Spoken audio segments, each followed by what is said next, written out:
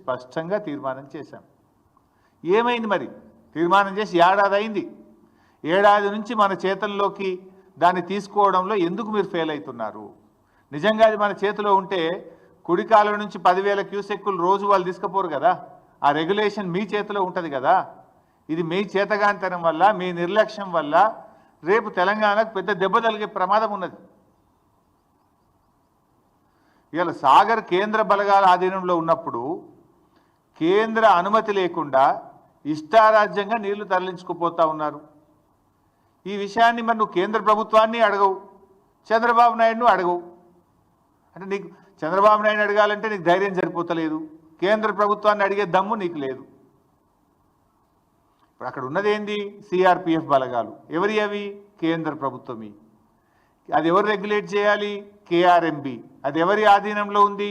కేంద్ర ప్రభుత్వ ఆధీనంలో ఉంది. Then why are you not asking? అటు కేంద్రాన్ని అడిగే దమ్ము లేదు, చంద్రబాబుని అడిగే ధైర్యం లేదు నీకు. మరి నీ నిర్లక్ష్యం వల్ల, మీరు నోరు మెదపకపోవడం వల్ల ఈ రాష్ట్రంలో పంటలు దెబ్బతినే ప్రమాదం ఉంది.